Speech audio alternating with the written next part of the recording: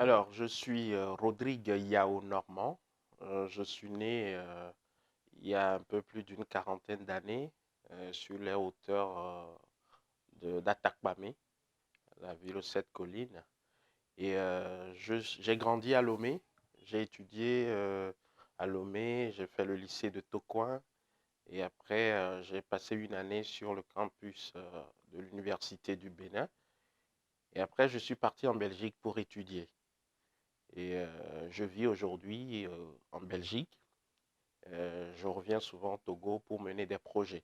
Je suis auteur et metteur en scène et au Togo, j'ai pu publier quelques pièces comme Pour une autre vie, euh, À ne pas vendre chez Aoudi. Pour une autre vie, c'était aux éditions Raro. Et là vient de sortir chez Aoudi et Katutu 1, Kérim Bosso.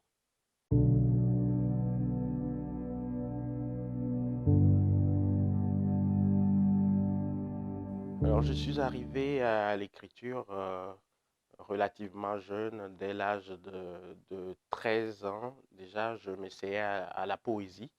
Et vers 17 ans, je me suis orienté vers le théâtre.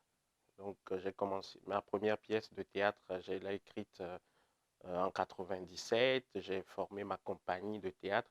Je suis arrivé au théâtre surtout parce que pour moi, il semblait évident que dans le théâtre, j'ai trouvé une sorte de croisement de tous les arts. J'aimais beaucoup la poésie, mais j'aimais aussi surtout m'adresser au public. Et j'avais une très grande conscience de ma timidité à l'époque. Et le théâtre semblait la voie par laquelle je pouvais essayer de surpasser, de dépasser cette timidité. Et donc, je me suis orienté vers le jeu théâtral en intégrant une compagnie de théâtre à l'époque, Culture sans frontières.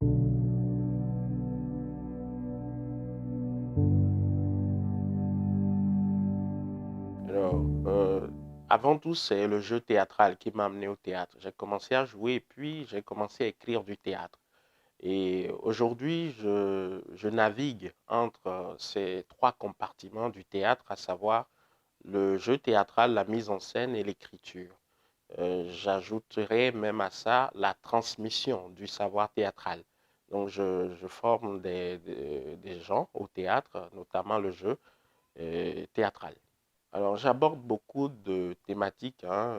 Il se trouve que la question du retour au pays a été un sujet récurrent dans mes pièces, à savoir dans Transsahélienne, dans Chronique des années du partir. Et là, tout dernièrement, je m'intéresse aux questions, on va dire, sociopolitiques hein, de notre pays, puisque Ekatutu 1 procède on a une réexploration de notre histoire commune depuis les indépendances, depuis les années 60. Et je n'ai pas une thématique de prédilection, et je fonctionne par cycle. Hein. Il y a des moments où je suis plus pris par des sujets que par d'autres.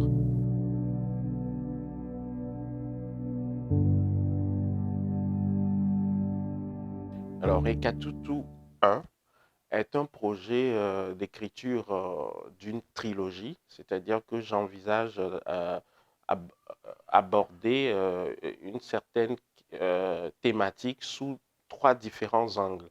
Là, c'est Ekatutu 1, Kérim Bosso, qui vient de paraître, et ça parle de...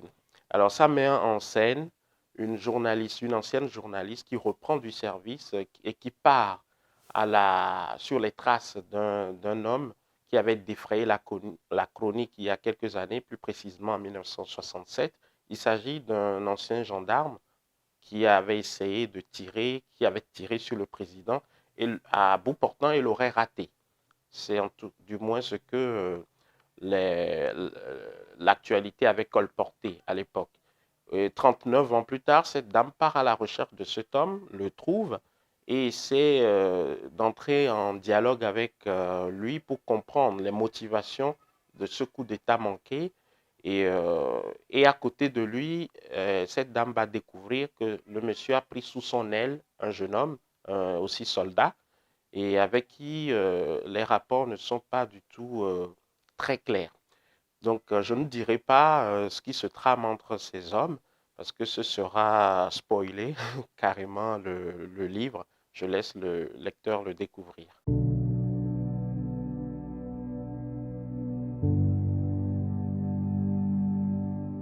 Alors oui, j'ai entrepris depuis quelques années de réfléchir euh, à- par le biais du théâtre à l'histoire commune. Et j'ai choisi, et en revisitant cette histoire, j'ai retrouvé des événements comme ça, des faits divers qui ont émaillé toute notre histoire. J'ai choisi ce fait en particulier, hein, qui avait fait la une des journaux en avril 1967, parce que c'est symptomatique, ou bien en tout cas c'est symbolique, hein, d'une partie, hein, d'un de nos atavismes, hein, des habitudes que nous, Togolais, avons développées depuis les indépendances. Et après, très vite, je suis allé vers la fiction. C'est en cela que réside le travail de création. Il n'est pas question de jouer le rôle d'un chroniqueur ni d'historien. Et le théâtre aidant, je me suis réapproprié cette histoire pour proposer une version qui, in fine, veut questionner les fondements réels de nos motivations, les fondements de nos engagements en politique. Qu'est-ce qui fait qu'à un moment donné, un homme décide de s'engager en politique? Est-ce pour l'intérêt général ou bien y a-t-il d'autres raisons plus intimes, plus personnelles qui nous motivent à nous engager en politique?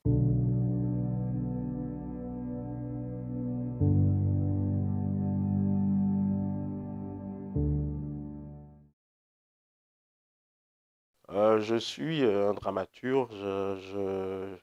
En tant que, à ce titre, j'estime avoir le droit d'aborder tous les sujets. Ça ne veut pas dire que je fais la politique. D'ailleurs, j'adore faire la politique. Et je crois que en venant ici, j'ai pris aussi un risque en prenant le taxi moto. Donc, il y a risque en toute chose et en politique, certainement. Mais je crois qu'au Togo, en tout cas, selon la version officielle qu'on nous sert, c'est que nous sommes en démocratie. Et je trouve dommage de ne pas utiliser un espace de liberté qu'on nous accorde. Souvent, c'est nous-mêmes qui créons des dictatures par nos comportements en refusant justement, en ayant trop peur de, d'utiliser les outils, les espaces qu'on nous octroie. Et personnellement, je n'ai aucun problème à occuper l'espace de liberté que le gouvernement de ce pays m'accorde.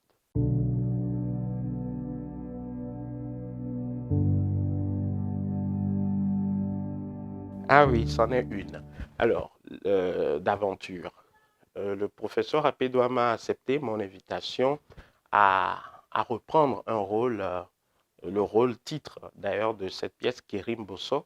Et lors de la reprise de ce spectacle en 2019 à l'Institut français. Et puis on a fait une tournée. Le, à un moment donné, voulant joindre l'action à la parole, il était question d'amener le théâtre, de faire du théâtre à des gens euh, qui n'étaient pas forcément prédestinés à cela. Le professeur Apédoama est connu comme dramaturge, comme professeur, mais il n'est jamais monté sur le plateau. Pour moi, entre ce qui se disait dans cette pièce et le personnage ou la personnalité qu'il représente dans la société, c'est important de faire rejoindre la parole à la personne en tant que citoyen.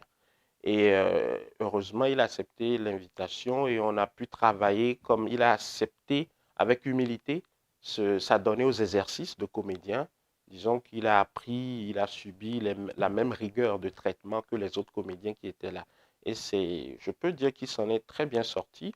On a fait une tournée, il a joué 6 fois. Et en tout cas, mon admiration pour la personnalité ne va que grandissante.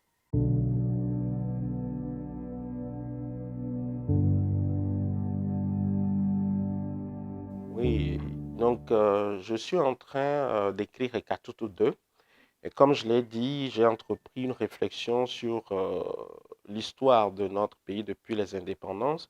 Et si Ekatutu 1 a la prétention de, euh, de, de scanner hein, à la loupe comment nos pays, après les indépendances, ont décliné, d'étudier avec minutie ce qui fait que nous avons décliné, nous n'avons pas pu prendre l'envol vers le développement tant promis, et Katutu 2 va aborder une question beaucoup plus généreuse, c'est-à-dire que cette pièce me fait entrevoir que finalement, dans nos situations quotidiennes, personnelles ou bien euh, collectives, on ne peut pas être heureux tout seul.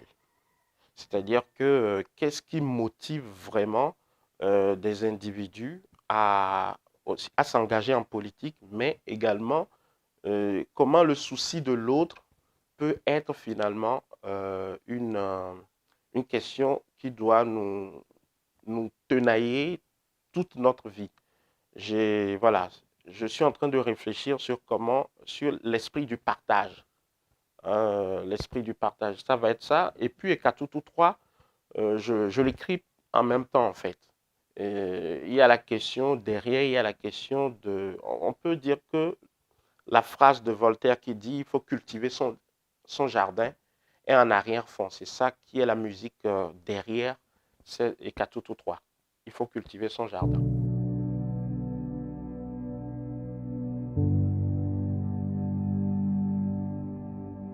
Sur l'écran, des images documentaires illustrant le commentaire off, voix off. Incroyable mais vrai. Quelle incroyable population. Nulle part au monde on n'a jamais vu ça. Ils sont encore des centaines de milliers de citoyens à être rassemblés devant la présidence, espérant remettre en main propre au président de la République un porte-document en guise de présent après le coup d'État manqué d'avant-hier.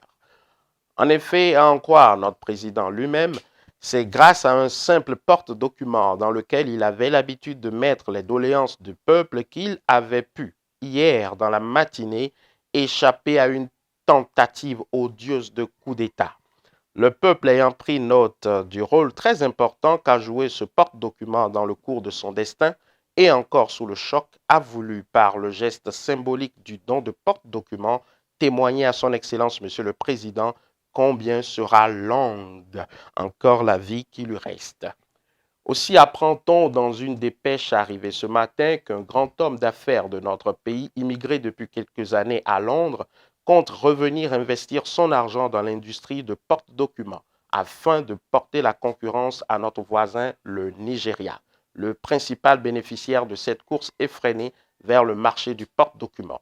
Du travail en perspective donc pour les quelques millions de chômeurs encore présents dans notre pays. Quoi qu'il en soit, vu la longueur du cortège de camions contenant des nombreux lots de porte-documents, il faudra attendre jusqu'à la fin de l'autre mois pour que chacun puisse offrir à notre guide éclairé son porte-document. D'ici là, que les mots du président, c'est Dieu qui donne la vie, c'est Dieu qui la retire, nous garde. Dormez bien.